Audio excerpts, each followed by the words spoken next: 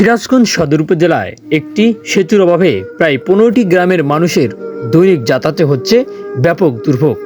শিক্ষা, স্বাস্থ্য, চিকিৎসা খাতে প্রতিনিয়ত তাদের পড়তে হচ্ছে কঠিন সমস্যায়।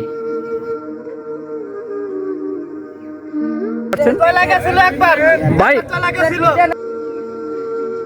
প্রিয় দর্শক, দেখতে পাচ্ছেন একবার নাকি নৌকা তলে গিয়েছিল।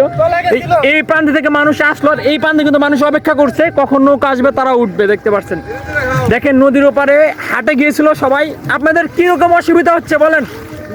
অসুবিধা খালি না, খালি অসুবিধা হলে তো বেরিয়ে পারতেছি না, খুব অসুবিধা আমাদের। আরে গুরু অসুবিধা, পানি পড়ে দুজন মরে গেছে। আল্লাহ, দুজন পানি পড়ে গেছে। প্রিয় দর্শক, এই তো দেখতে পাচ্ছেন যে এই দুর্ভোগের শেষ কোথায়। দীর্ঘ প্রায় 20 বছর হলো এই এলাকার মানুষ আশাবাদী যে কবে তাদের সেতু হবে। তো দেখতে পাচ্ছেন, মানে বাজার নিয়ে দেখেন কি কষ্টে এরা আসতেছে। ভাই, এই কষ্ট কিরকম ভাই? কষ্ট বলার ভাষা নাই। তো যাই হোক, আপনার দাবি কি পরিশেষে?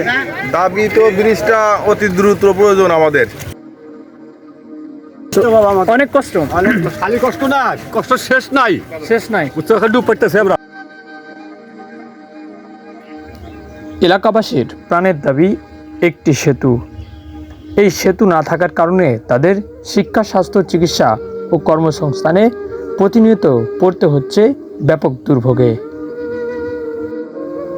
ভিডিও বিস্তারিত, আরমান খান, সিরাজগঞ্জ।